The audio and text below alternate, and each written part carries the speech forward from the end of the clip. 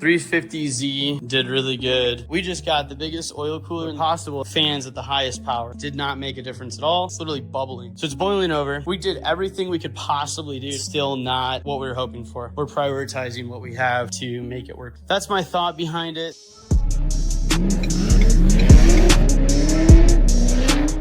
350Z did really good. We didn't have too many issues over the weekend.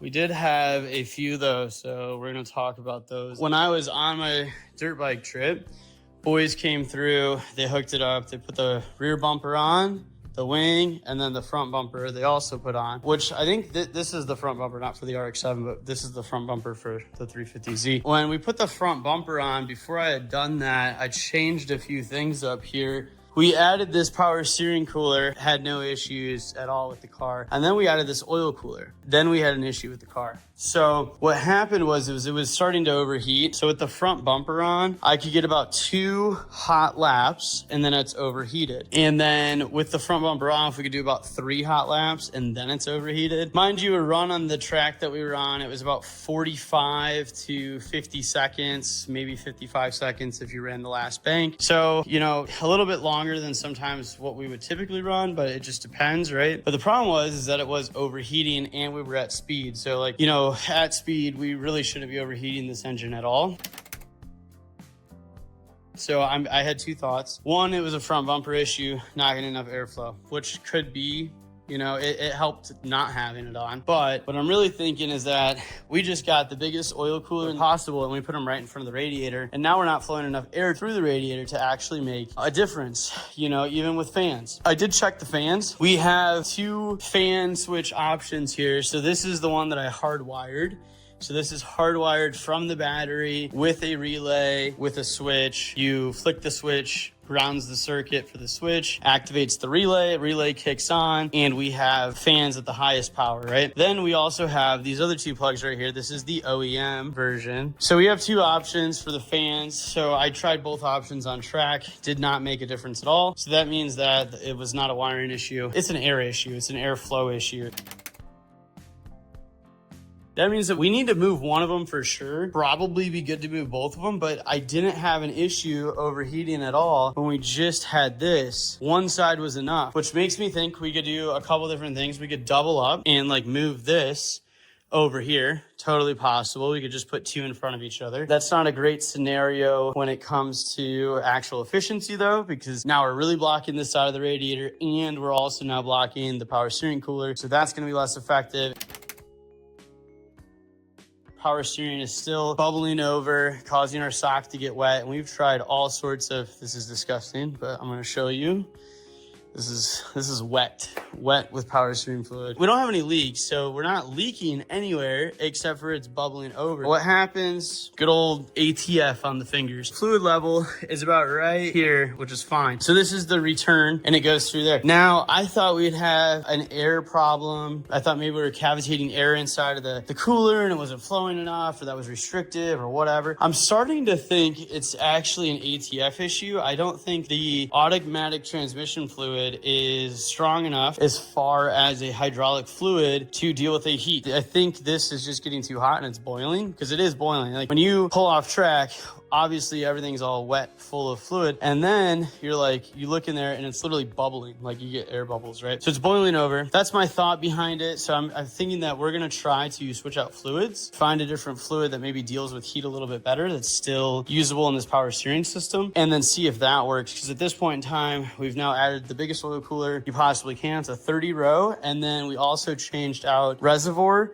to try to, it's a baffled reservoir. The line drains at the bottom. It's like we did everything we could possibly do to try to like make this system better, and it's still not what we were hoping for. Oil catch can, literally, look at that, guys, bone dry, no oil in there. That's a really good sign for this motor, for blow by, for all the things. And now we're not, instead of recirculating crap into the intake, we've now plugged these caps right here and right here, and then just ran those to this catch can. That's been bulletproof.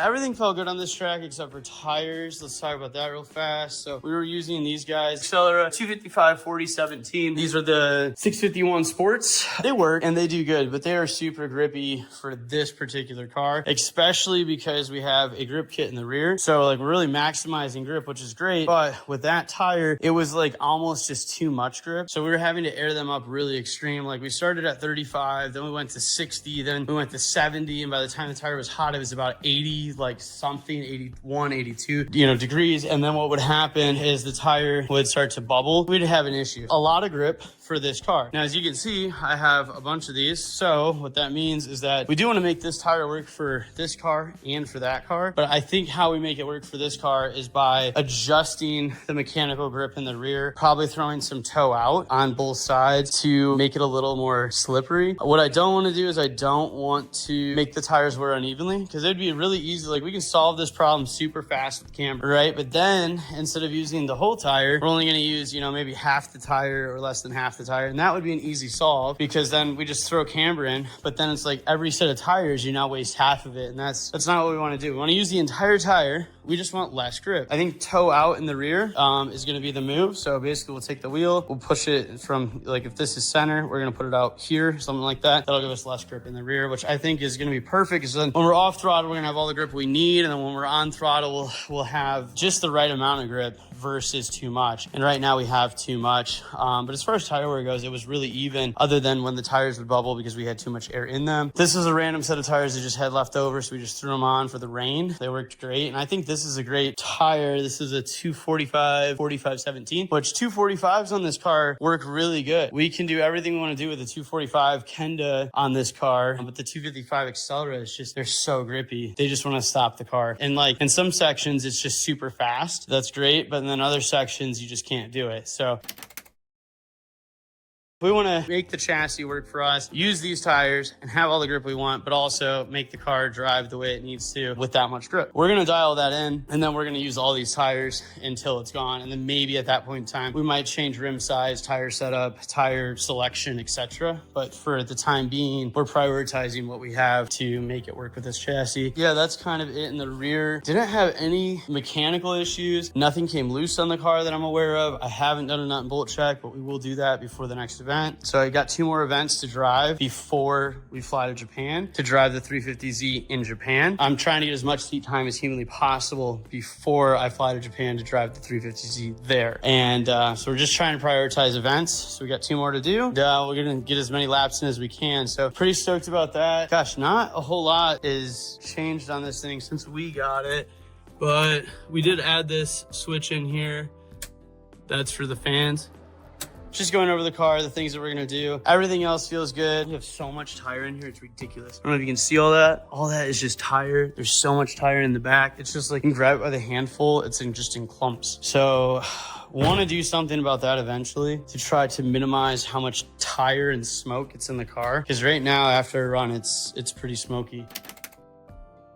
What else? Oh, in here we have some stuff. I'll go over this stuff real fast with you guys, just show you what we got. This is something that I want to do, but this isn't going to happen until after Japan. This is a solid steering rack bushing kit. I'd love to put it on. I just don't have the time to do it right now, and not before we go out and test the car at more events. I don't have time to set this thing up. When we get back from Japan, we are going to check that out and see if that makes a big difference in feel in the front. Hopefully it's not a huge difference, but hopefully it does make a difference. I'm kind of excited to test that out. So we're going to do that. Couplers from Ishimoto. These are just some, I think they're 2 and 2.75 inch if I had to guess. Oh, it says 3 inch. So these are just like real couplers. This is not a real coupler. This is just like a terrible piece of rubber. Anyhow, this is a real coupler. It's just to replace those. I got 2 of them, 1 for each side. So we're gonna get that done. Let's see what else do we have in this thing. So diff brace from FDF. I just thought that we could use one. Not that we absolutely needed it, but you know, everything in this car is solid. So if it's all solid, we might as well have a diff brace to make it even more solid. Like that was my thought behind that. Wasn't needed. It was kind of more one of those, like, let's just make the car a little bit more bulletproof kind of thing. Washers, let's see.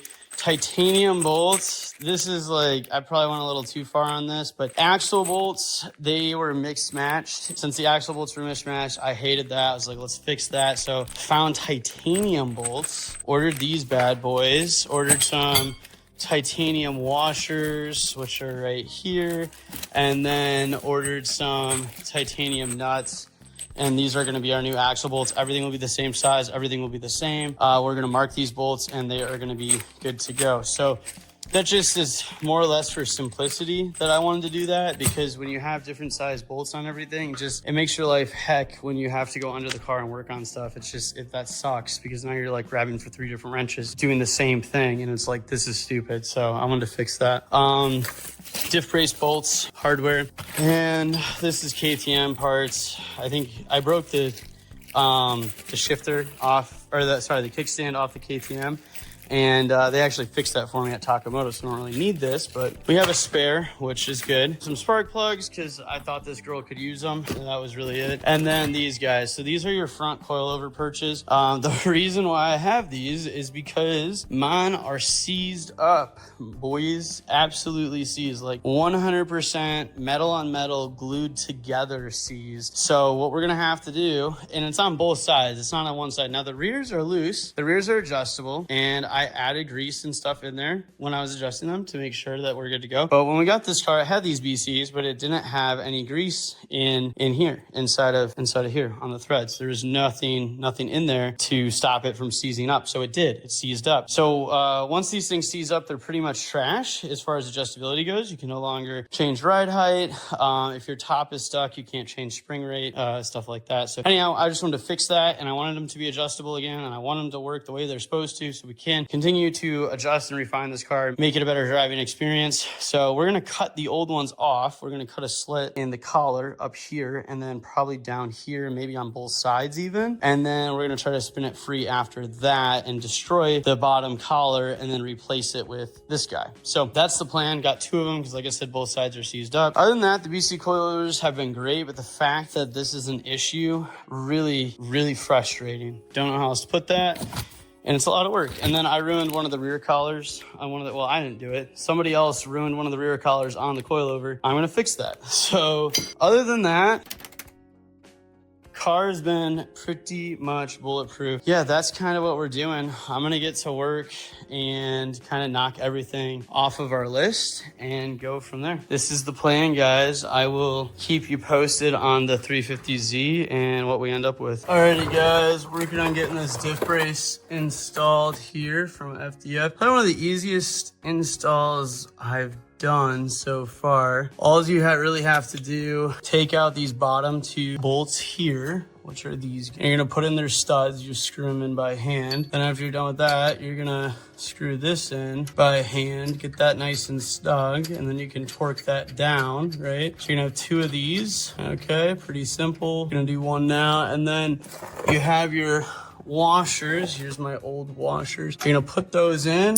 which they give you a set in their kit, which is pretty sick. And then you can take this guy, and what you're gonna do is put this guy up here like so. It's gonna bolt right in, and then you're done. So pretty simple install. I will update you when we are finished. All right, guys, until next time, like, comment, subscribe. We'll see you in the next video. Till then, peace.